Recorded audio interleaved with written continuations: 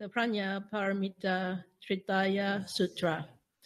Avalokiteshvara Bodhisattva, when practicing deeply the Prajna Paramita, perceives that all five skandhas are empty and is saved from all suffering and distress. O Shariputra, form does not differ from emptiness. Emptiness does not differ from form. That which is form is emptiness. That which is emptiness, form. The same is true of feelings, perceptions, impulses, consciousness. O Shariputra, all dharmas are marked with emptiness. They do not appear nor disappear, are not tainted nor pure, do not increase or decrease.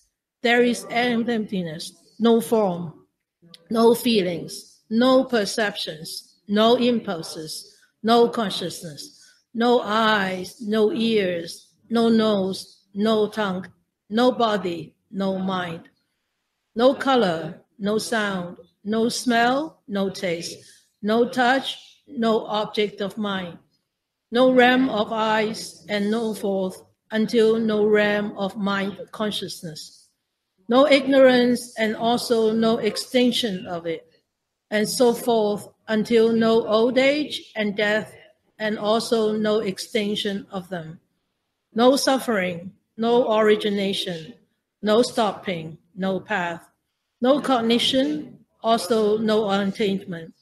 With nothing to attain, the Bodhisattva depends on Prajna Paramita, and the mind is no hindrance. Without any hindrance, no fears exist. Far apart from every perverted view, the Bodhisattva dwells in Nirvana. In the three worlds, all Buddhas depend on Prajna Paramita and attain unsurpassed, complete, perfect enlightenment.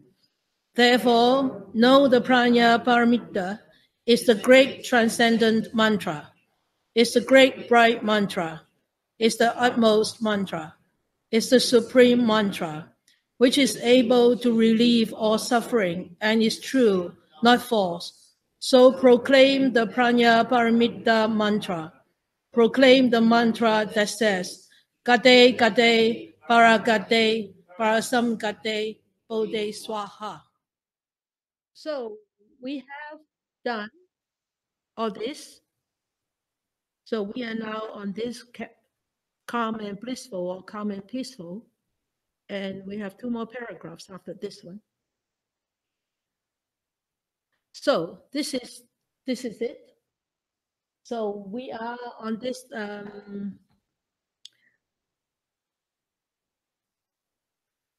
1, 2, 3, 4. The fourth paragraph, the third line, no suffering, no origination, no stopping, no path, no condition, also no attainment. All the way to far apart from every perverted view, the Bodhisattva dwells in Nirvana. So this is the paragraph, I call it calm and blissful. So we have done that last week, talking about no suffering, no origination, no stopping, and no path. So that is the four noble truths. When I compare to this as the analogous to what? A headache. Yeah, very good. And the cause of headache. And then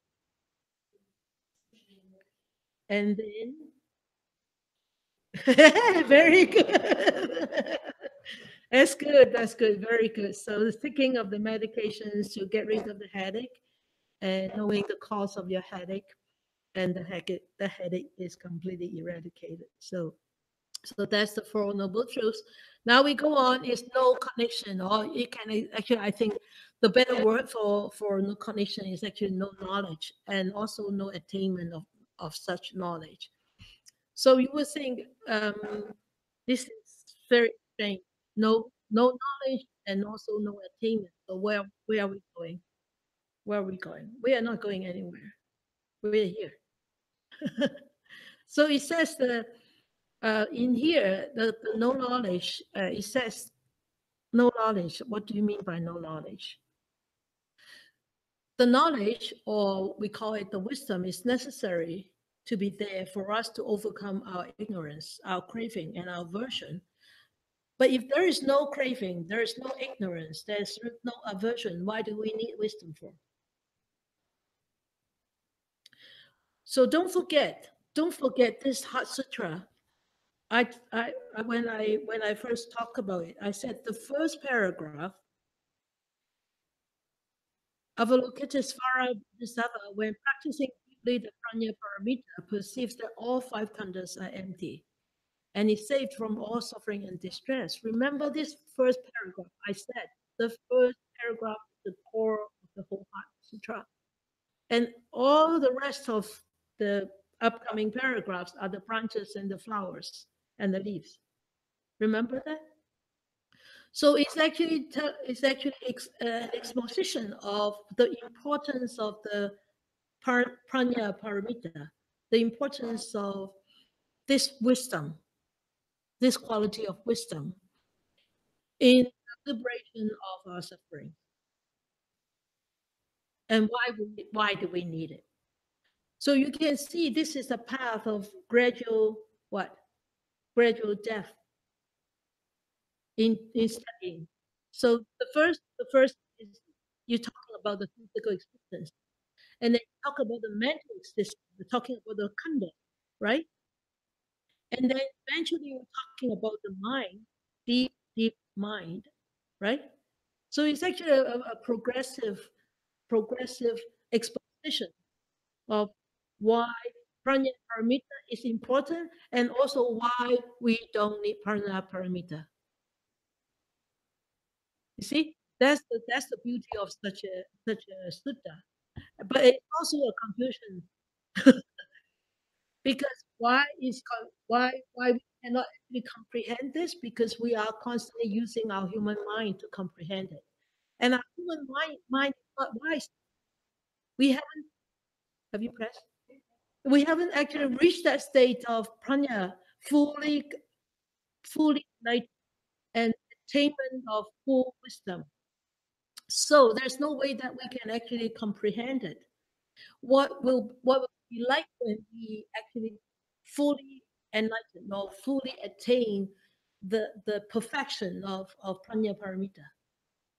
So we cannot comprehend it. So that's why it's so confusing, right? So it's not your problem, but it's also your problem because you're not enlightened. That's why it's your problem. But it's not your problem because we are not enlightened. So okay, it's more confusing, right? All right. So no knowledge and also no attainment. So if there is no ignorance and no craving, what's the use of wisdom? If we are already wise from having this Prajna Paramita, we naturally are wise people, and our thoughts, our actions, our views all stem out from these quality of wisdom and the understanding of sunyata. That means the emptiness already. So we don't actually need the Prajna Paramita. We don't need it at all. But now, since we don't have it yet, we are not enlightened yet, we need to understand it from a theoretical point of view. Try, at least try. You know. And so just like when there is light, you don't put on the light. It's only when the room is dark, then you need to put on the light. So when we are not wise, then we need to develop this wisdom. If we're ignorant, then we need to constantly remind ourselves, hey, the development of wisdom is very important. And how are we going to develop it? By understanding the truth of our existence, right? By keep reminding ourselves, and coming back to this concept constantly, and remembering and seeing how it manifests itself. Okay, so like rules and regulations that we don't need rules and regulations if everybody is abiding by the rule. But it's just that all of us are not abiding by the rule. That's why we need so many rules and regulations, even crossing the road, right? Even driving along the road. So we need stop sign, we need lights, we need all this, because all of us, when when we are not aware, we forget how to actually abide by the rules. Okay, so this is no knowledge and also no attainment. So it's not necessary to be there if we are completely free of ignorance and wisdom. That's why it says no knowledge and also no attainment. We don't need to search for attainment. We don't need to achieve attainment because we are already attained. We have already attained. We are already at that stage, so we don't need to. Okay, so like a doctor, if he is very fluent in his diagnosis, a very experienced doctor, when he go for rounds in the ward, he doesn't need to get his books out and go, oh, what is this? What is this illness? And somebody told me that the two doctors were banned from Chilliwack because he constantly needs to go on Google and look for diagnosis and what to prescribe. Remember, somebody told me last week. Yeah. So that if a experienced doctor, he knows of, oh, this diagnosis needs to have this dosage of drug, and this dosage of drug, you can, the maximum dosage for children is that much, and for adults that much. Oh, you have complications, you cannot take this, and you have to take this, because he's so fluent, he's so thorough, his experience is well attained, so he doesn't need those books anymore, right? So it's the same as here. Okay. So with nothing to attain, with nothing to attain, you see, we need to understand. Also, this prajna is not permanent. Yeah, the wisdom is also not permanent. It is actually for us to deal with our defilements. It's there for us to deal with our defilements, afflictions, craving. If we do not have any of these craving and anger and ignorance, we do not need this prajna. So to understand that all this Dharma is empty or sunnata, so we start to let go of this attachment. We start to let go of clinging to all these phenomena or all this craving. And also we start to understand all this Dharma actually arise because of dependency on all other conditions. Is arising, its existence is conditioned, right? Clear? Agree? Not quite? I'm sorry. So easy.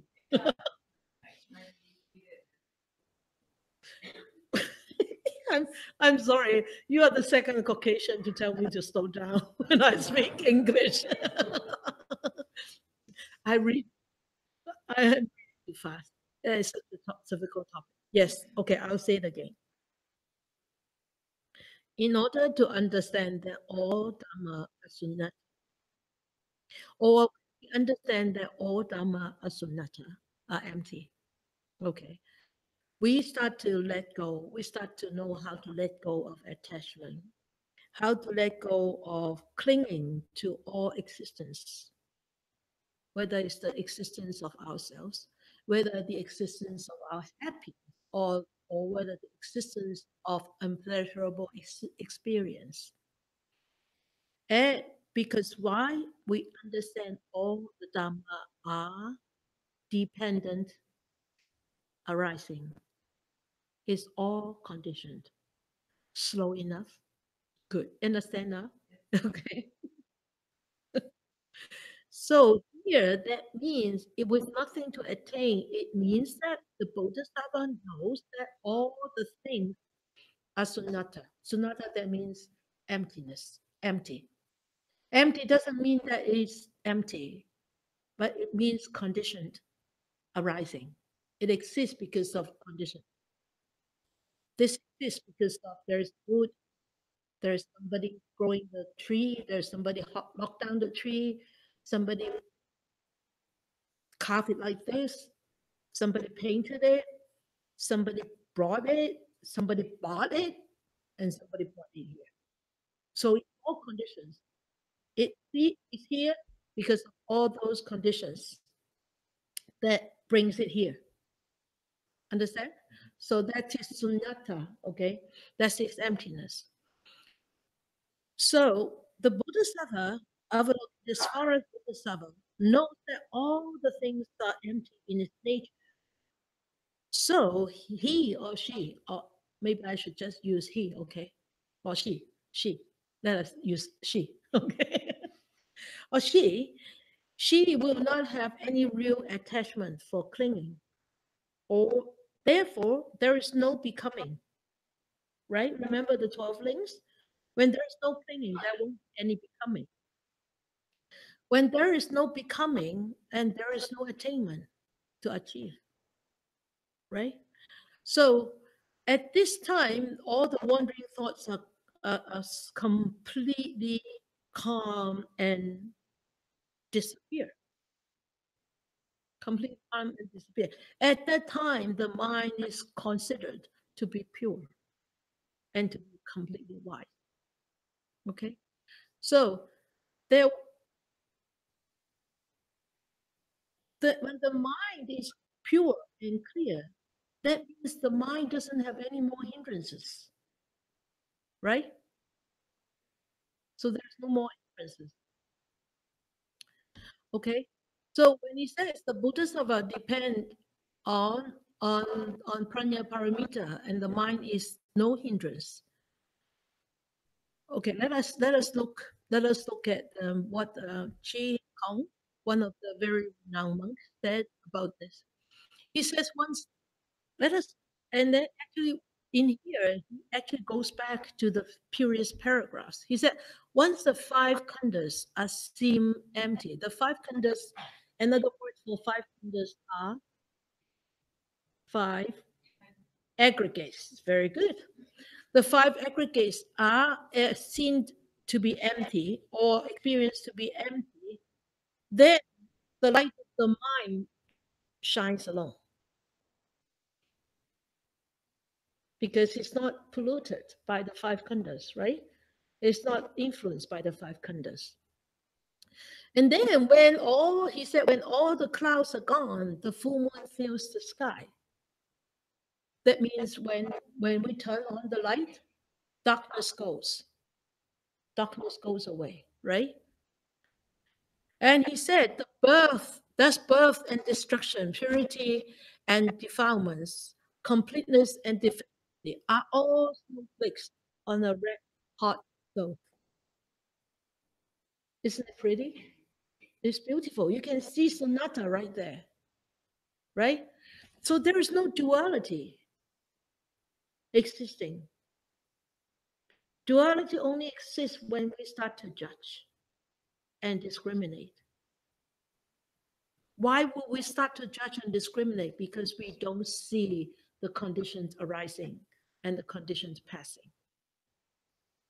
Yeah? Clear, huh? You see, you're so smart at this moment because your mind is with no hindrance. Okay? And he said, once you realize true emptiness, how could the 5 khandhas alone be empty? Right?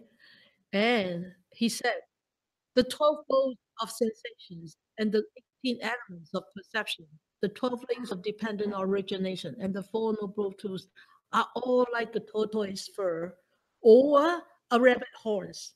Do they exist? No.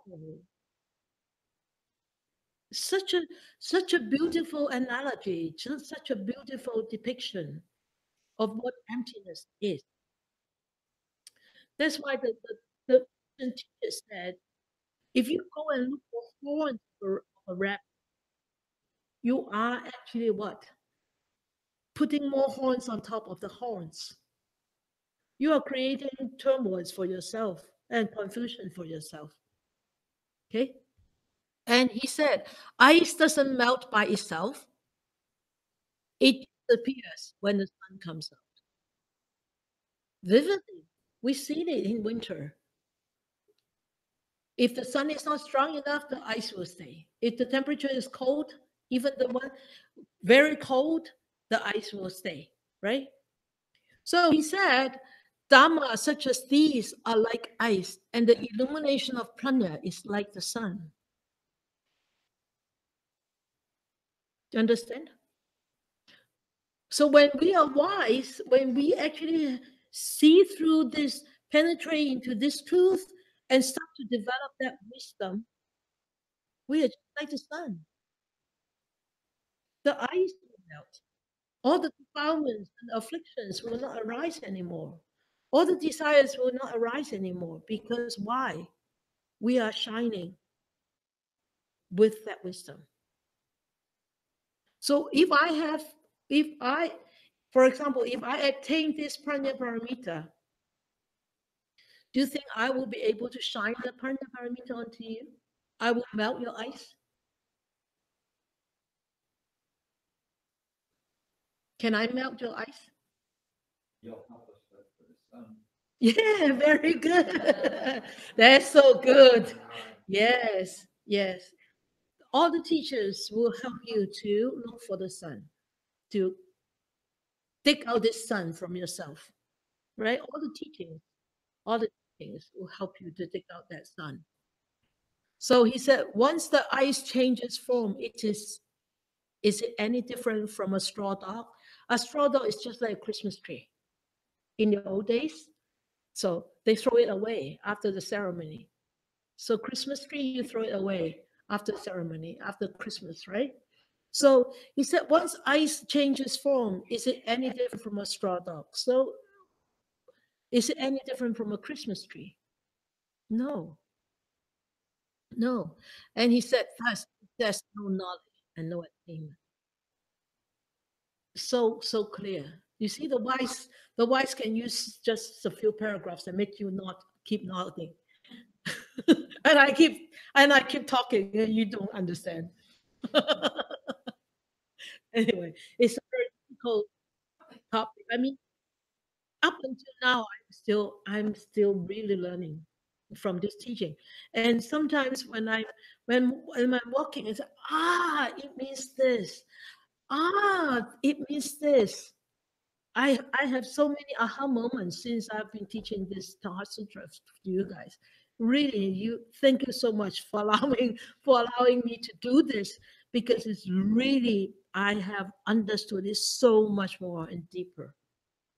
I'm sure one day you will smile like me.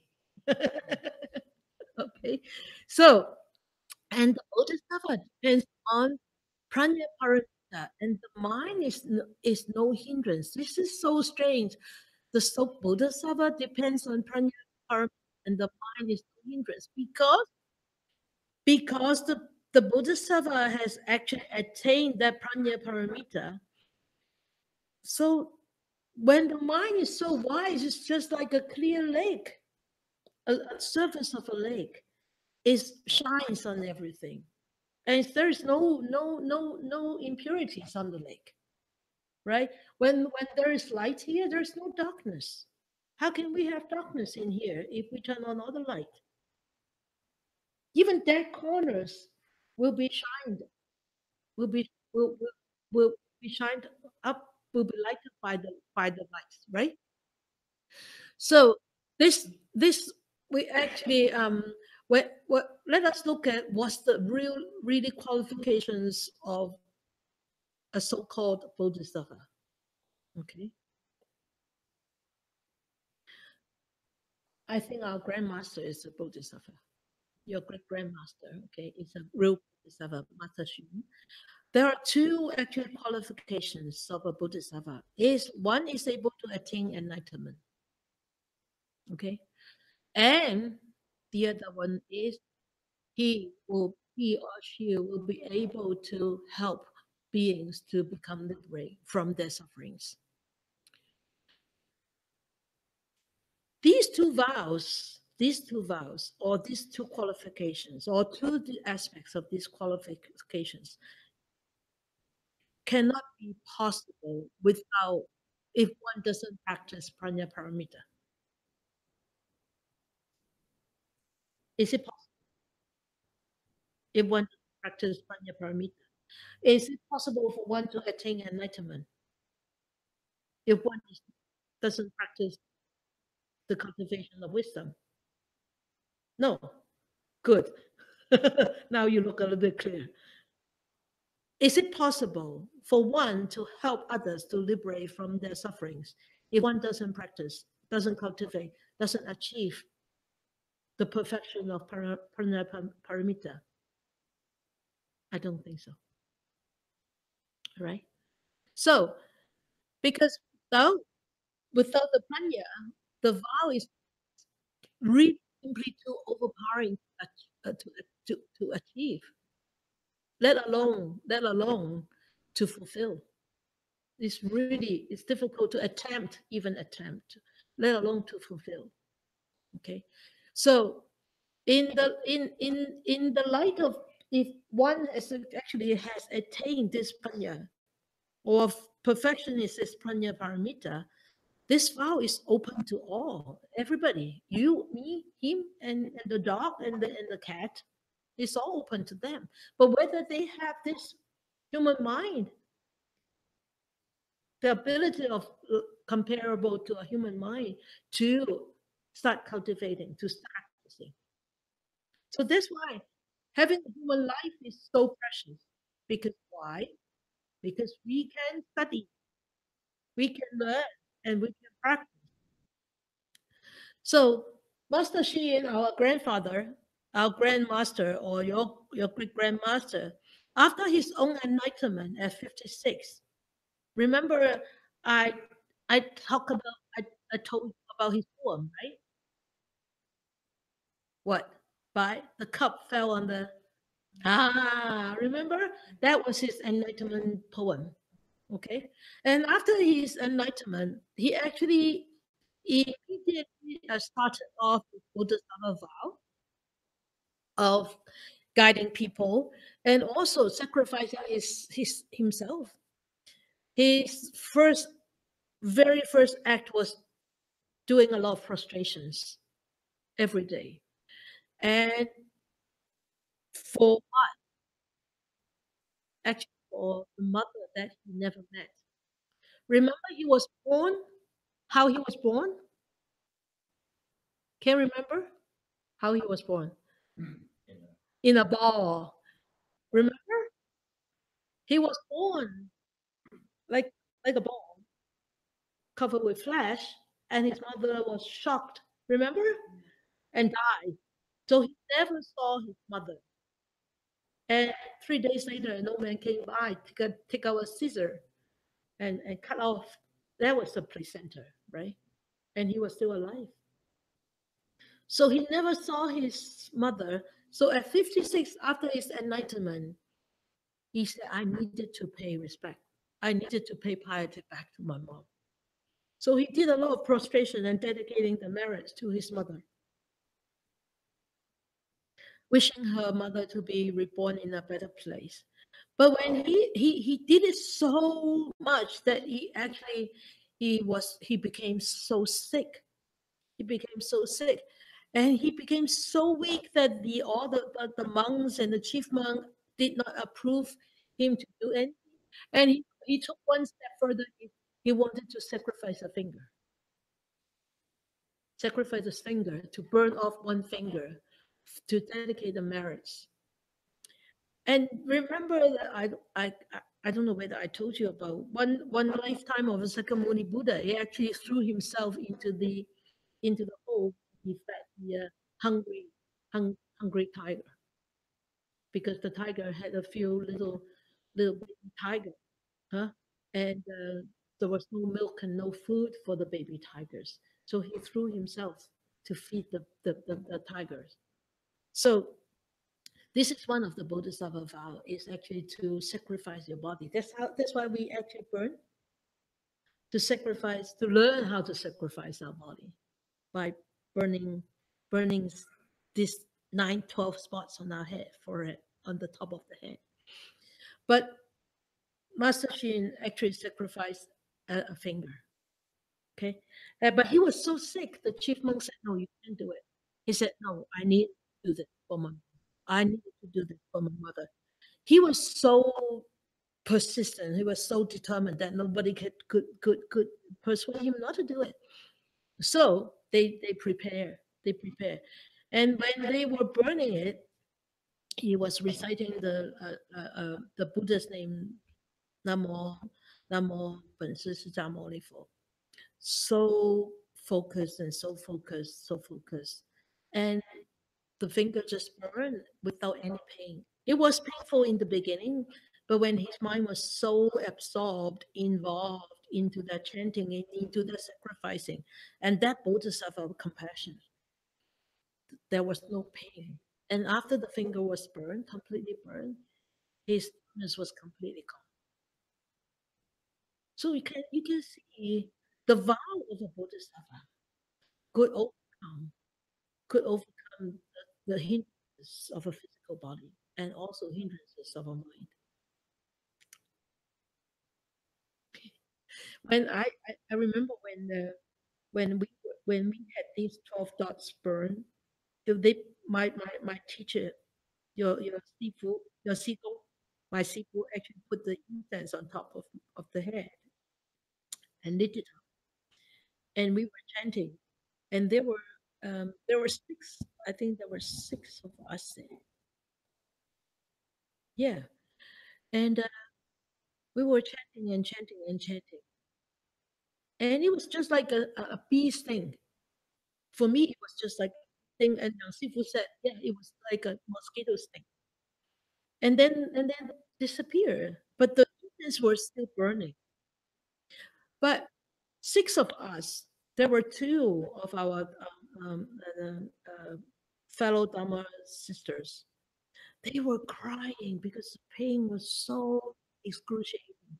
They were crying and crying and crying. And after it was completely burned, they had to put watermelon on top because the watermelon is cooling, right? And ice on top. But me and Young Sifu did not feel anything. There was nothing. And one of them also, actually, there was one run around because the pain was so bad. She had to run around to get rid of the pain. So I put her attention. So this is how one's mind has to work on, and being a bodhisattva, it really, I mean, is a big job. Okay, so how come a bodhisattva has such powerful strength? Because bodhisattva take refuges on, like us, take refuge in the Buddha. By taking refuge in the Buddha, one's transform the anger into compassion. But we take refuge in the Buddha, we transform our anger into more anger. Right? We do sometimes. Sometimes we do transform our anger into compassion, but a lot of times we actually transform our anger into more anger. So that's why we are not Bodhisattva. That's why we are still one thing, right? Okay. And Bodhisattva take refuge in the Dharma, and because of taking refuge in the Dharma, he or she is able to transform the delusion into wisdom. And Bodhisattva take refuge in the Sangha, he or she be able to transform the desire into generosity. So can you can check on ourselves. We can check on ourselves. We have taken refuges. I think most of us have taken refuges here. In the Buddha, in the Dharma, in the Sangha. Have we really transformed ourselves?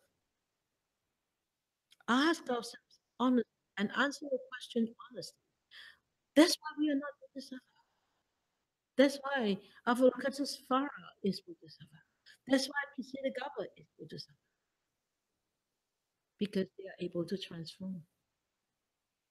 And because anger and desire arises from delusion, from ignorance, the most important of these 3 refuges would be which Multiple choice.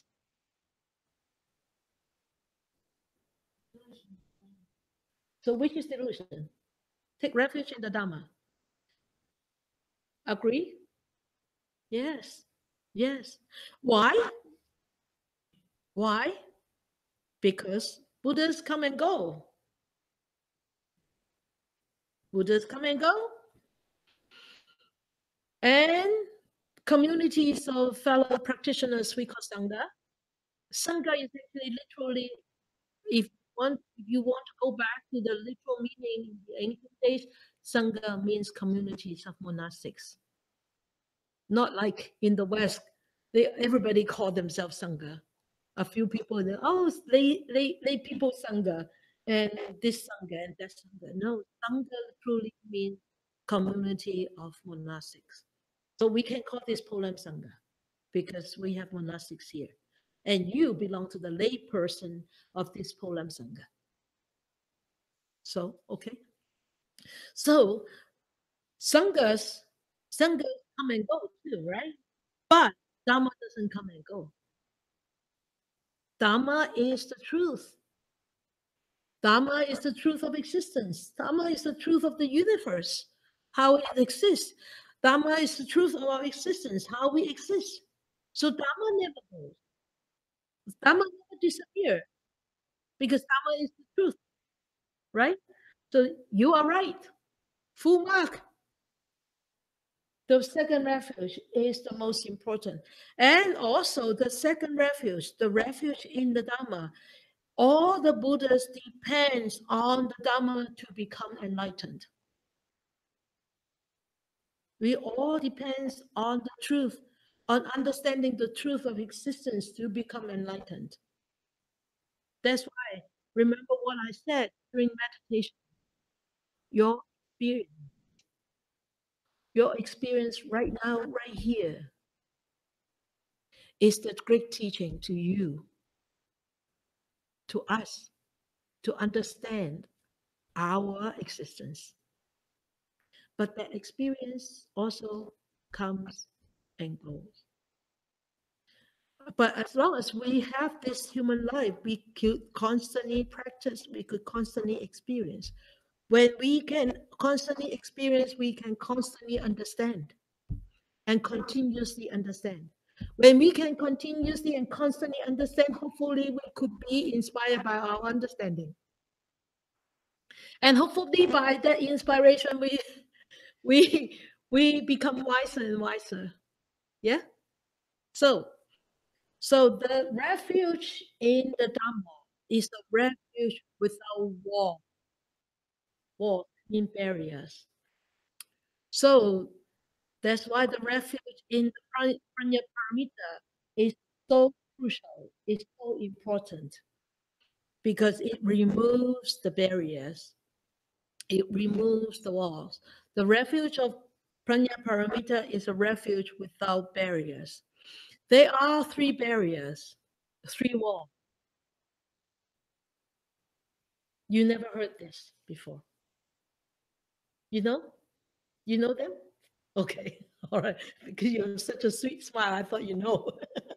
Okay. Okay. So what is the first wall? What is the first barrier? The wall of our karma. You see? The wall of our karma, the barrier of our karma. And because of such karma, if we at any moment of life, if we have such karma, it could become a barrier for us to actually develop that prajna paramita. And for us to actually, it's become such a barrier for us to penetrate through to get that insight. A wall is a barrier, right? We cannot walk through the wall unless we become a ghost. Then we can walk through the wall. Or we can become an enlightened being, and we develop in those six supernatural powers, and we can walk through the wall. There won't be any barrier. Okay, so that's the first barrier, is the barrier of karma. which include all circumstances that actually limit us, become a limitation. Okay?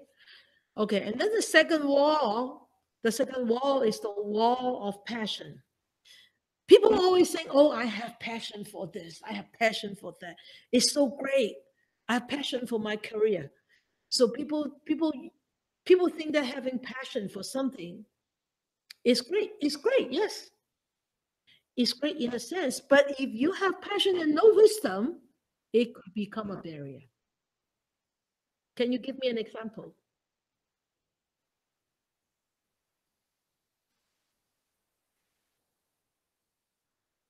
No? Where's your wisdom?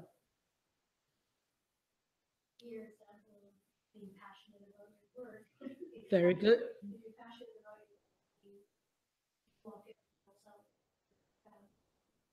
Yeah, yeah. And you're so passionate about your work, and when you're going on to retirement, you say, oh, John, I don't want to retire. I'm not talking about you, but I'm talking about you. Right? You can't let go. You're so passionate. Your total attention is there, and you neglect everything around you, and you neglect the most important thing in your life.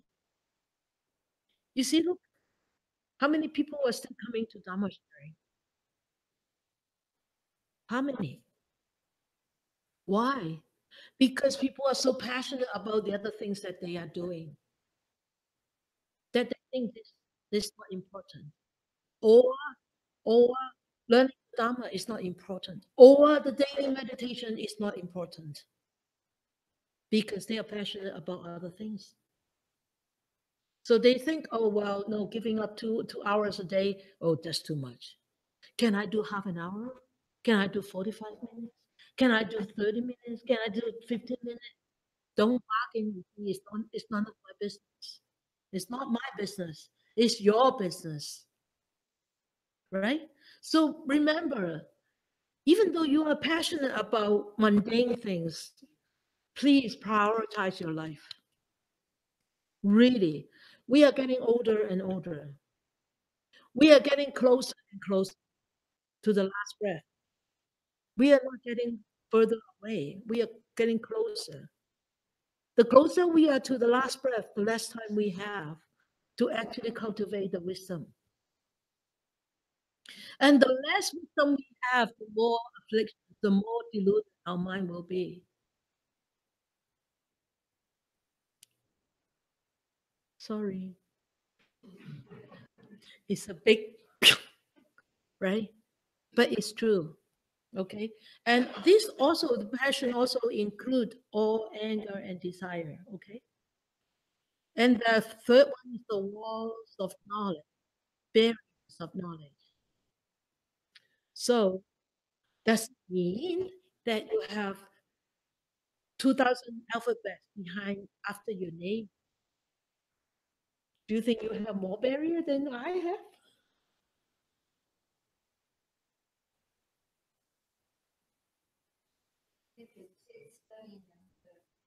Exactly. Yeah. Yeah. It's really just scholarly studying rather than really experiencing, right? The Buddha said, my teachings is to be experienced. Yes. Your own experience. When you experience this teaching, it becomes your gem. It's not his gem anymore. It's your gem. It's your own. Is not the knowledge of wisdom? No, knowledge is knowledge. There is no knowledge of wisdom. Wisdom is wisdom. Yeah, there's no knowledge of wisdom. So, so knowledge actually includes all forms of delusions. You know, namely believing that something exists when it is not existing, or something is not real and you think it's real. So that's why we are constantly drowning yourself in all these delusions and sufferings. Yeah. So, but Avalokiteshvara uses all these walls of the mind, the barriers of the mind, to actually to well, how should I say it? Avalokiteshvara said that these barriers are all self-imposed, self-inflicted. We inflict these walls on ourselves. Yeah, we create these walls ourselves. Okay. Therefore, he said, or she said, if we are wise, then these walls won't be there. When these walls are not there, then there will be no more hindrances and obstacles, right? We can go through this wall. There's no wall at all. We can just walk through, no problem.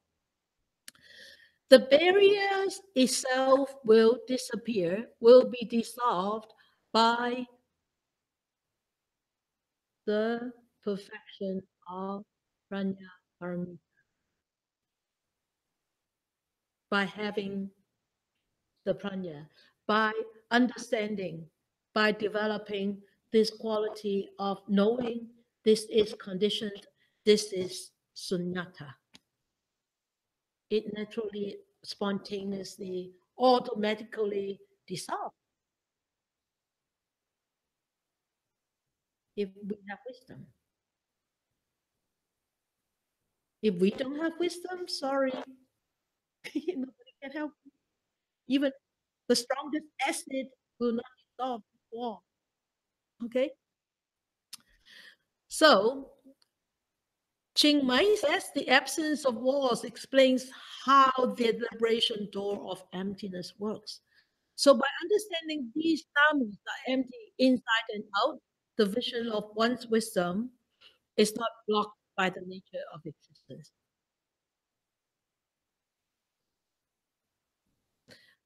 By understanding that dharmas are empty inside and outside, because everything is conditioned, even our existence. The vision of one's wisdom will not be blocked by this nature of existence. The nature of existence is impermanency, right? It won't be blocked because we see through the truth. Okay, so the next line, it says, without any hindrance, no fears exist. And you say, without any hindrance, no fears exist. So how many kinds of fears there is? When the mind is no hindrance, a bodhisattva dwelling without the wall sees it as it is. With the walls gone, we will be able to see the light, we'll be able to see the truth. So in the light of wisdom, in the light of seeing emptiness, bodhisattva realizes that Dharma doesn't actually arise and go. It just exists, and it doesn't exist also, right? So when a bodhisattva sees this, there's no more fear. Our fears only begin when we don't see emptiness. When we separate ourselves from emptiness. When we distance ourselves from emptiness, right? So there are 5 kinds of fears. The fears of survival. Fear of survival, that means we will not be able to survive if we think that, oh, if I practice generosity, if I give away all my money, if I give away all my possessions, I won't be able to survive. That's first fear. The second fear is the fear of criticism. I won't be able to endure the criticism of associating with really not wise beings. And people say, hey, she or he has these friends. Those are really not good friends. They have been bad. You see, and she is be friend with them. A bodhisattva has to be friend with those people. Otherwise, how can they liberate them? How can they help such people to liberate themselves? Right? So a bodhisattva has to go into the mouth of a tiger to feed the baby tiger. So in the Chinese saying, there's all in the Chinese saying that the Kappa said, if I don't go into the hell, who will go into the hell? He said that. He said, until the hell's realm is completely empty, I will attain enlightenment. Until there is no more ignorant being, I will attain enlightenment. I will become a Buddha. Is it possible? It's quite impossible. It's quite impossible, right? So the fear of criticism, I'm so afraid of being criticized because acquainted with some people with bad reputation. So fear of criticism, oh, I better get away. I better leave them. I better don't go and help them. If you want to become a Buddha, which we all should do, we should actually be close to those people so that we could show them what is the right path, what is the proper path. And the fear of death, we will have to give up our lives to help others. And we will be so afraid that I'll die because I need to help. A bodhisattva won't have that kind of fear. No, it's only us who will have that kind of fear. Oh, I don't want to die, so I won't go and help. So whoever run into a house which is on fire, help save people, those are bodhisattva acts, right? And the fear of a bad existence. Oh no, I don't want to help because I will be reborn in a time when there is no more Dharma, no Dharma is being taught. The Bodhisattva won't worry about that. Bodhisattva won't have that kind of fear. We will have that kind of fear. And the last fear is fear of speaking before an assembly.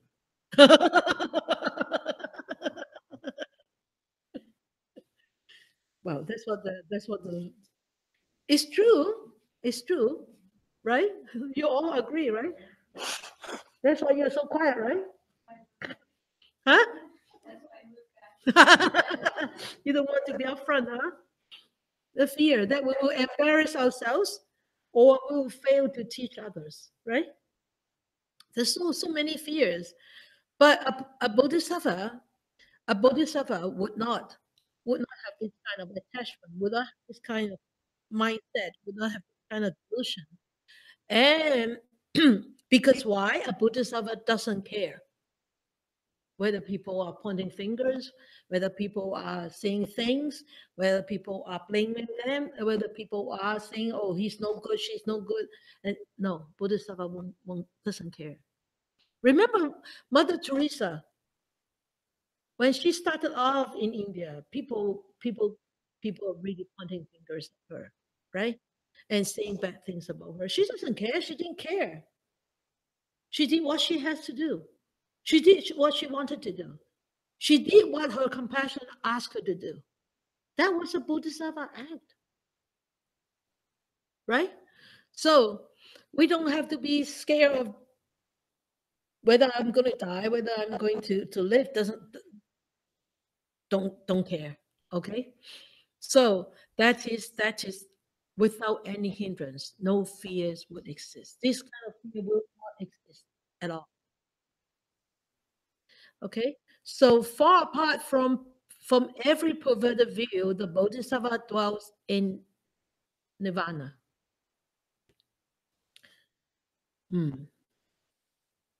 Let me see how many more slides we will have.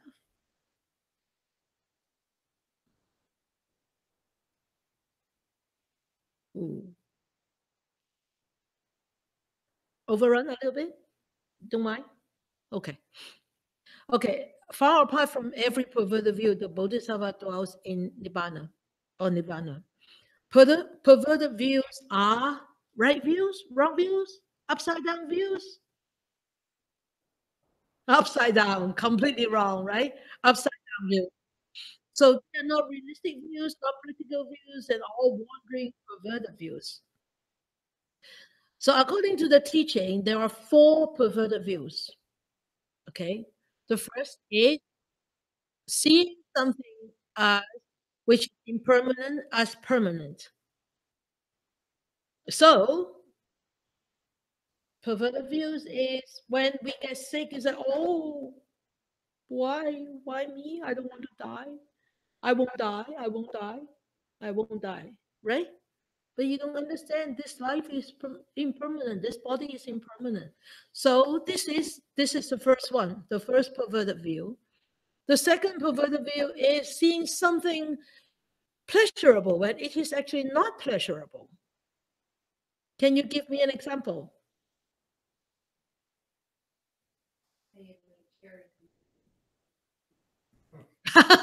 Oh, wow. Yeah. Okay. Okay, good. Doing drugs? Yeah. Yeah. And also upsetting your mind, the clarity of your mind too, right? Yeah.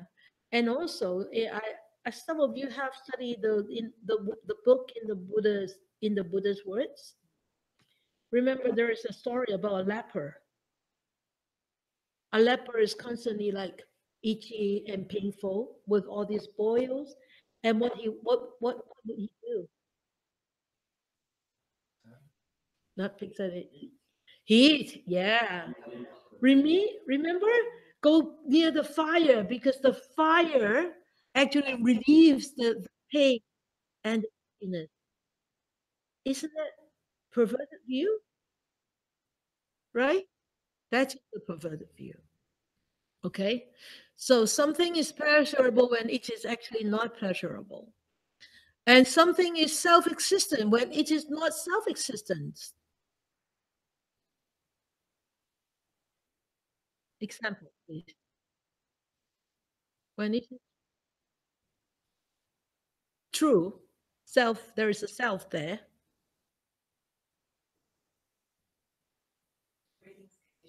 Yeah, everything is conditioned, including our existence, right? Including this body, including all the relationships, right? All our experiences, right?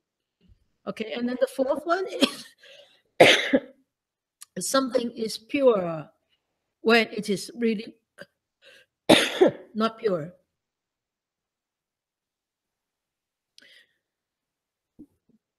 People will think that a bodhisattva will go around and say, "Oh, I am pure.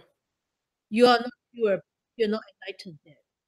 You are not pure." Do you think a bodhisattva will go around saying that? No, right? But we will. I am smarter than you. I am better than you. You see, I'm taller than you. I'm fatter than you. You see? So, and one thing is being monastics. I am a monastic, and I am a senior monastic, and I am people. Right? You better listen to me. A bodhisattva, a bodhisattva with extreme compassion and enlightenment would not say this. Okay. But in the mundane world, we need to. We need to sometimes. Okay. So it says far apart from every perverted view, the Bodhisattva dwells in Nibbana. And this Nibbana or Nirvana is something that there is a lot of misunderstanding, and I want to share with you a story in the Nikaya. Jamburatha actually asked Shariputra, what is Nibbana or Nirvana? And Shariputra answered. Shariputra said, it is the permanent cessation of desire. And it is a permanent cessation of anger. And it is a permanent cessation of ignorance. And it is a permanent cessation of all passions. So if we achieve all these stages, cessation of desire, cessation of anger, cessation of ignorance, cessation of all passions, then we reach Nibbana. So Nibbana really, does it happen after we die? No. Where? Where does it happen? When? When can it happen? Anytime, anywhere, right here, right now. You can attain Nibbana, or you can call Nibbana a Pure Land too, right? Anytime, anywhere, when you actually completely eradicate all the desire and anger and ignorance and compassions. So Jamburatha asked Shariputra, so is there a path? Is there a direction? Shariputra said, yes, there is a path, there is a direction. And he said, this is the direction. It is called the Eightfold Noble Path, which we all know. Which we all know by heart. For sure, we all know by heart now. From right views, right meditation, or right sati, or wisdom. Okay, from this eightfold path. So we all know this is the path, but because we are so ignorant, we constantly forget to walk on this path. We constantly forget. And Fatong, this monk said that outside they have no fear of demon or injustice, so evil conditions will not arise. Okay? Inside our mind, if we do not have any confusion of doubts or obstructions, all causes for evil actions will stop. Right? You understand? Good. So Nibbana or Nirvana is actually perfect peace. No evil conditions arise, no evil causes planted. So we are in peace, right? So peace means complete in every aspect of virtue. Peace means we are free of obstructions. There are no more wars and no more barriers.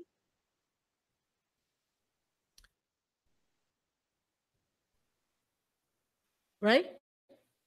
So we have no more wars, no more barriers if we become wise. So we are done. We have done this. When there is no more war, no more barriers, we become calm and blissful. They'll be calm and peaceful. Okay? Good. We only have 2 more paragraphs to finish. Then that will be the end of Heart Sutra. Ooh. Less than a year. So let us dedicate.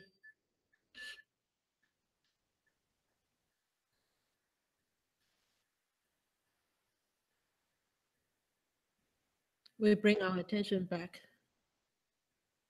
to this body.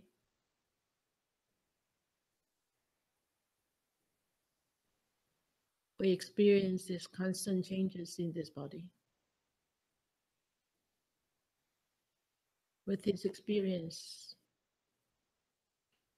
at this moment, we allow a good thought to arise on our mind for all the benefits that I gathered tonight. May I share with all beings, human, non-human, visible, invisible, big or small, far or near.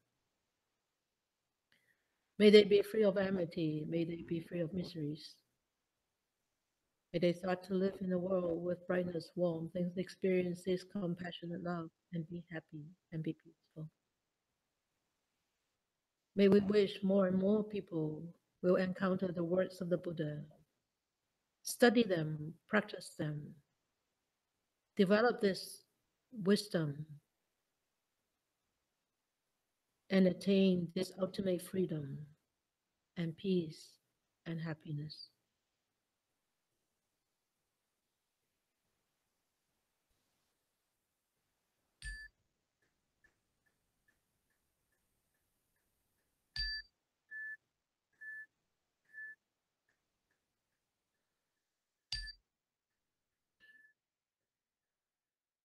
Good.